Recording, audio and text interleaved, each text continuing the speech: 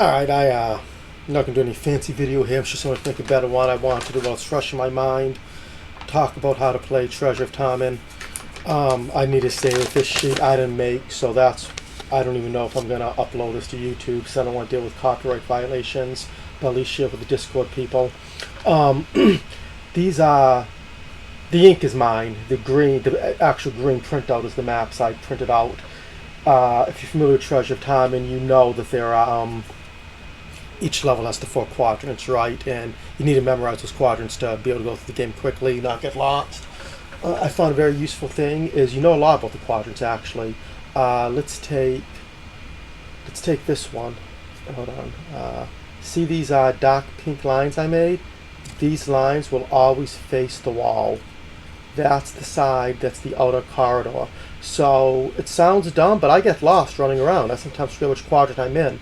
If I memorize, though, what the outer walls in every quadrant is, then I'm not going to get lost. If I do get lost, I'll just be able to look at the map and say, oh, that's the outer wall. Here's the only ways to keep on exploring. So that's definitely something you want to add to your memory. You want to memorize where the outer walls are. Now, obviously, something that's completely symmetrical like this, you're never going to be able to figure out which one's the outer wall, obviously, because it's perfectly symmetrical. However, you see the other line I draw? You see this line I draw? The beauty of that is that's always north-south. This is always actually, like this. Why would I care about north-south? Because ladders only pan north-south. Most of the time that won't help because you know the maze, It helps for one thing in particular. This map, this one, and of course, those two are easy to confuse and indistinguishable. When you run down the long corridor, you just see 5 sets of doors in each. The third long corridor one's obvious. It's the one with just the 2 doors you can see. But those other 2 look the same. And with only 1 door you can open, it's not worth your time opening it. Whereas if it's the one with the longer, if it's this one, you could argue might be worth your time peering down every hallway and opening it up. This one isn't worth your time, right? And so knowing which one I'm on, that saves a second checking. Those seconds all add up. So knowing that on this one, the corridor always runs north-south, but knowing on this one, the corridor always runs east-west, simply seeing the angle it's at allows me to distinguish which one I'm in. So there's a second of time to save there. So those are the only 2 that memorizing north-south, east-west orientation makes a difference. For the rest of them, it's a cool piece of trivia, but I guess it doesn't matter. You do want to memorize the outer, which sides are the outer corridors, though. That's definitely important to not getting lost. I think that's all you're going to need to memorize. Which sides the outer corridors, memorize, of course, where the hidden doors are, and then just, it's not hard to figure out the most efficient pattern to run around and not waste time once you have those things memorized. One other thing, I'll make a note of how I drew this. If you're wondering about this this diagonal line I drew, sorry, I'm having trouble with mirror image here. Whatever, this diagonal line I drew, that's because it is symmetric. Because this maze is so symmetric, you could argue there's no such thing as an outer corridor, right? This wall is symmetric to this one. You can rotate 180 degrees. Just recognizing I'm on this level doesn't tell me which way's out. However, there's still something to take advantage of. The reason I drew this line is what I'm saying is these 2 on the other side of the line will always, let me just look at it. These 2 will always either both face a outer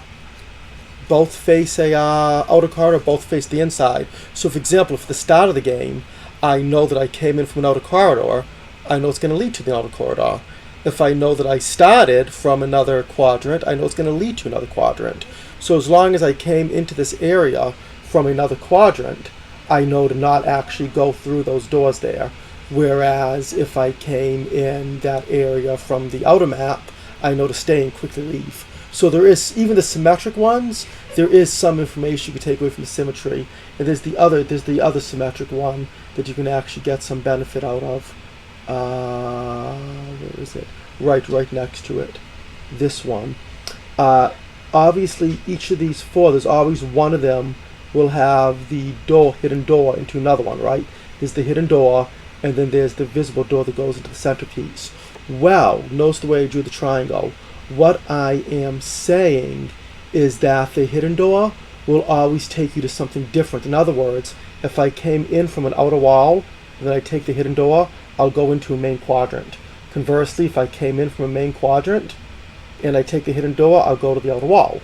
So if you came in from another quadrant and you want to stay in another quadrant, you have to actually first, right, go through the door so you're on a different group of them and then flip over. So these two things, there is some benefit of memorizing that.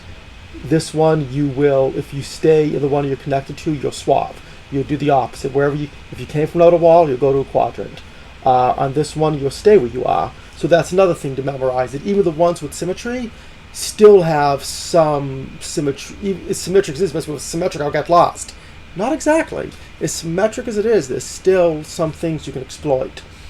So yeah, there's those. Those are the two symmetric ones you can exploit. The two long corridors, the way to deal with them is by knowing the north-south, east-west orientation, and then memorizing the outer walls.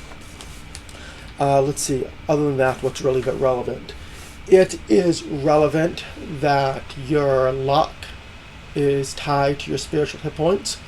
So order matters. You want to level your spiritual hit points as quickly as possible. Since the higher up they are, the better chance of finding other things that improve them, as well as increasing your war. So I want to start with the blue gate right away. I immediately want to run through a blue gate. Those extra couple spiritual points increase my chance of getting the war book or a spiritual book. So absolutely your focus needs to be on getting the blue points up as fast as they can.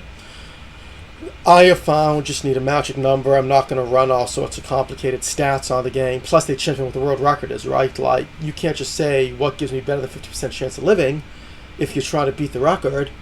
One tactic, I don't know, to make numbers up, one tactic might have a 5% chance of beating the record and 95% chance of dying. Another tactic might have an 80% chance of winning, but guaranteed don't beat the world record, right? You have to take certain risks. And so that's also going to confuse any math. Is what's your goal? Is your goal to win as fast as you can with a certain probability of not dying? Or is your goal to find the most likely way to beat the world record? And the rules change depending on what the case is. This isn't, this is probability. It's not it's like a lot of other games where the best strategy is the best strategy in the line. The sort of risks you want to take here very much depend on what you want to go after and what's better.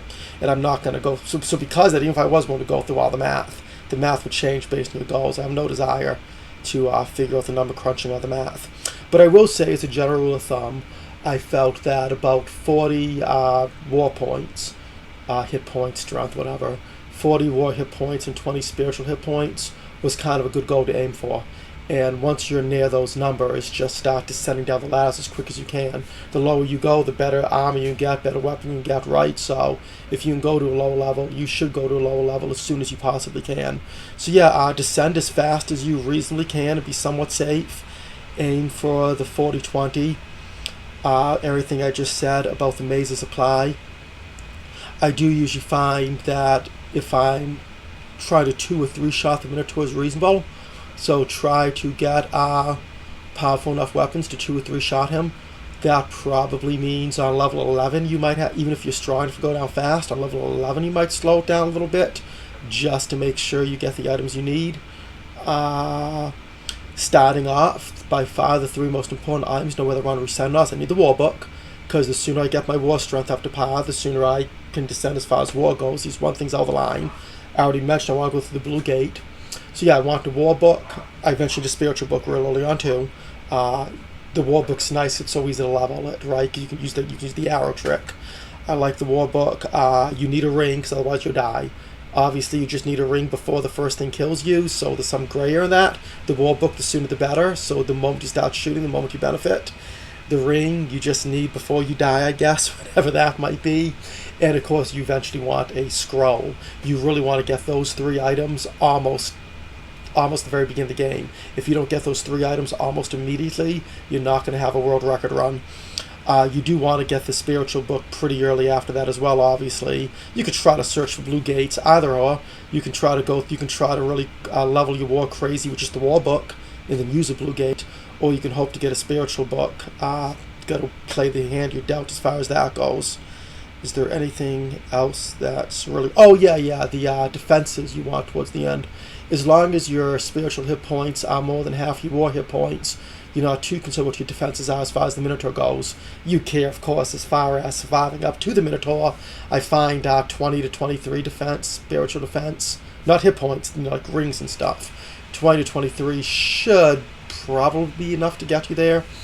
For the war strengths, I know the Minotaur's going to be hitting my war. I find 40 is the bare minimum. If you have less than 40, you're really playing with fire. I mean, take the gamble if you have to. 40 is the bare minimum, and even that's really risky. 50, I start to feel comfortable 2 or 3 shotting him. Anything over 16, I pretty much feel invincible. Fine, if you have the absolute weakest weapon, it's probably going to take 8 shots to kill him or something, and maybe 60 defense isn't enough. As long as you have decent weapons, 60, I'm really not worried about the probability anymore. With 60 defense and 40 hit points, even with mediocre weapons, I'm going to win. At 80 defense, I guess you probably could use the weakest weapon there is in the game and still win. You're damn near invincible there. But realistically, work with realistic numbers you'll get. I aim for between 50 and 70 defense and try to have really near the top, like weapons that deal 99 or 75 war. Weapons that are right, not necessarily the 99, but 75 at least.